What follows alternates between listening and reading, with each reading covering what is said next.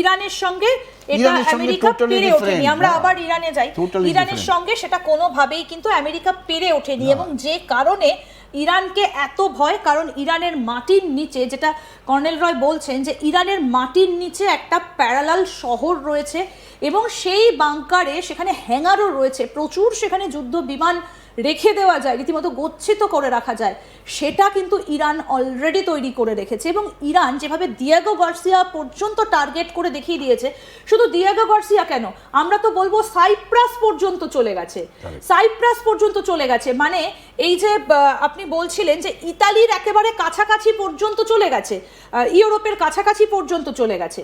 আমি একটু দেখাই যে তারা যেভাবে টার্গেটটা করছে, মানে আরেকটু গেলে হয়তো তারা এরপরে ইউরোপকে হিট করে দেবে, ইউরোপের যে মূল জায়গাটা পর্যন্ত তারা হিট করে দেবে। এই যে সাইপ্রাস, দেখুন এই হচ্ছে সাইপ্রাস, আর ইরানটা কোথায়, এই হচ্ছে ইরান। মানে তেহরান থেকে যদি টার্গেট করে তাহলে সাইপ্রাসটা যতটা দূর, আমরা দেখলাম যে নিচে এই যে দিয়েগো গার্সিয়া, আমরা সেই পর্যন্তও চলে গেছিলাম।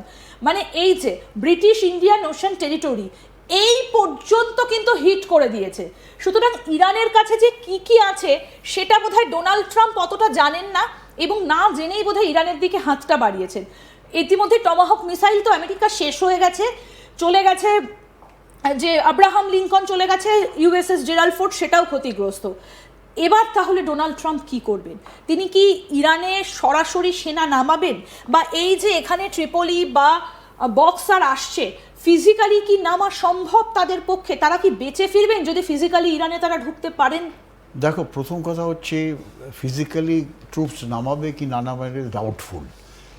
একটা জিনিস যেটা সবাই জানে না, দেখো ইরান কিন্তু যে ধরনের টার্গেট সিলেক্ট করে মিসাইল দিয়ে হিট করেছে সেগুলো একটু ইউনিক কেন আমি বলি, তারা কিন্তু খুব একটা মিলিটারি টার্গেটে হিট করেনি, কিন্তু তারা হিট করেছে যে সমস্ত টার্গেট, যে সমস্ত জায়গা দিয়ে ইলেকট্রনিক্যালি তুমি সম্পূর্ণ যুদ্ধটাকে কন্ট্রোল করতে পারো।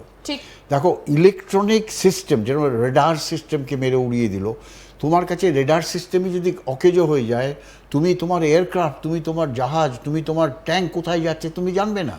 তোমার ওটা হচ্ছে তোমার চোখ আর কান, তো চোখ আর কানকে উড়িয়ে দিয়েছে। সিমিলারলি এই যত আমেরিকান বেস ছিল, এই যে বিশেষ করে এই যে এই জায়গাগুলো, এই পুরো সমস্ত গালফ, ইউনাইটেড আরব এমিরেটস, ওমান, এই সমস্ত মাস্কট, দুবাই, এই সমস্ত জায়গাগুলো, একদম এই যে কুয়েত, এই সমস্ত জায়গা, বাহরাইন, কাতার, যত আমেরিকান বেস ছিল, যেখান থেকে আমেরিকা এই টেকনিক্যালি একটা যুদ্ধকে কন্ট্রোল করতে পারতো, সেই সমস্ত জায়গায় কিন্তু ইরান হিট করেছে।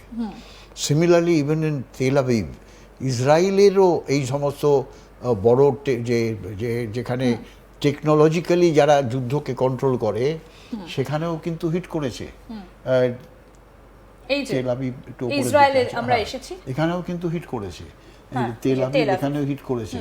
আর শুধু তাই না, আমাদের যে ওখানে যে হাইফা বন্দরেও হিট করেছে। তা এইভাবে তারা তাদের যে selection of target as a, হাইফাতেও হিট, হাইফাতে বিরাট একটা অয়েল রিফাইনারি ইসরায়েলের আছে, হ্যাঁ, সেই অয়েল রিফাইনারিও কিন্তু হিট করেছে। তার মানে তারা বেছে বেছে এরকম জায়গায় হিট করেছে যেখানে থেকে একটা বড় যুদ্ধ পরিচালনা করা অত্যন্ত ডিফিকাল্ট। এটা কিন্তু কেউ জানে না যে কেন আমেরিকা ইতস্তত করছে সেখানে তাদের ফোর্স নামাবার। যতক্ষণ না তুমি, আজকাল তো সমস্ত কিছু স্যাটেলাইট দিয়ে হয়, সমস্ত তুমি সেই কমিউনিকেশনটাকেই যদি ডিস্ট্রয় করে দাও, ইলেকট্রনিক্যালি তুমি যদি জ্যাম করে দাও, ইলেকট্রনিক ওয়ারফেয়ার চালিয়ে তুমি সিস্টেমটাকে ব্রেক করে দাও, আর আরেকটা যত কুলিং সিস্টেম আছে এই সমস্ত কমিউনিকেশন সিস্টেমকে মেনটেন করার, সেই কুলিং সিস্টেমের মধ্যেও কিন্তু হিট করেছে ইরান। তো ইমাজিন একটা আন্ডারগ্রাউন্ড একটা সিস্টেম যেটা কুলিং সিস্টেমের জন্য চলে ডেজার্টের মধ্যে, সেখানে হিট করে যদি কুলিং সিস্টেমকে তুমি উড়িয়ে দাও, how will you fight the war? So এইগুলো হচ্ছে ইরানের পক্ষে একটা ভালো ব্যাপার, আর আমেরিকা আর ইসরায়েলের পক্ষে একটু চ্যালেঞ্জিং ব্যাপার, খুব চ্যালেঞ্জিং ব্যাপার। তো আলটিমেটলি যে কি হবে। আর আরেকটা জিনিস হচ্ছে, দেখো যখনই একটা যুদ্ধ হয় দেশের মধ্যে, লোক, পিপল অফ দ্যাট কান্ট্রি, দেখো প্রথমে লোকে ভেবেছিল যে ইরানে হয়তো major portion of people they will not support Khomeini's government বা তার নিচে কিন্তু যারা তারা আছে দেশের কোনো একটা পলিটিক্যাল পার্টিকে সাপোর্ট নাও করতে পারে, কিন্তু দেশটা অন্য একটা দেশের কাছে Correct. উপনিবেশ হয়ে যাবে, Right. এটা তো দেশের মানুষ মেনে নিতে পারে। এটা মেনে নেবে না। তারা বুঝতে পেরেছে যে আমেরিকা যদি যুদ্ধ করে যদি ডিস্ট্রয়ও করে দেয়, পরে যদি ঢুকেও যায়, ইরানের মতো দেশের অবস্থা হবে লাইক আফগানিস্তান ওর ইরাক। যে তাদের ওখান থেকে সেনা সরাতে বছরের পর বছর আবার শুধু কেটে তাই না, যাবে। ওই দেশগুলো ডিস্ট্রয় করে সেগুলো রিবিল্ড করতে 20 বছর 25 বছর 30 বছর লাগবে। সেটা কি কেউ চায়? সেটা ইরানের common people they don't want it. So they want the war to stop. At the same time তাদের মানসিক এত শক্তি যে আমরা সারেন্ডার করব না, লেট দেয়ার বি, যারা যুদ্ধটা আরম্ভ করেছে তারা বলুক যে আমরা এখন এখান থেকে চলে যেতে চাই। এই যে অ্যাটিটিউডটা, এই attitude is something tremendous in Iran. একদম, অর্থাৎ আজকে আমরা একদম আলোচনা থেকে এটা স্পষ্ট হলো যে কেন আমেরিকা ইরানকে ভয় পাচ্ছে, ইরানের মাটির নিচে এমন কি লুকানো রয়েছে। ইরানের সঙ্গে এটা আমেরিকা পেরে ওঠেনি। আমরা আবার ইরানে যাই, ইরানের সঙ্গে সেটা কোনোভাবেই কিন্তু আমেরিকা পেরে ওঠেনি, এবং যে কারণে ইরানকে এত ভয়, কারণ ইরানের মাটির নিচে, যেটা কর্নেল রয় বলছেন যে ইরানের মাটির নিচে একটা প্যারালাল শহর রয়েছে, এবং সেই বাংকারে সেখানে হ্যাঙ্গারও রয়েছে, প্রচুর সেখানে যুদ্ধ বিমান রেখে দেওয়া যায়, রীতিমতো গচ্ছিত করে রাখা যায়, সেটা কিন্তু ইরান অলরেডি তৈরি করে রেখেছে। এবং ইরান যেভাবে দিয়েগো গার্সিয়া পর্যন্ত টার্গেট করে দেখিয়ে দিয়েছে, শুধু দিয়েগো গার্সিয়া কেন, আমরা তো বলবো সাইপ্রাস পর্যন্ত চলে গেছে, সাইপ্রাস পর্যন্ত চলে গেছে। মানে এই যে আপনি বলছিলেন যে ইতালির একেবারে কাছাকাছি পর্যন্ত চলে গেছে, ইউরোপের কাছাকাছি পর্যন্ত চলে গেছে।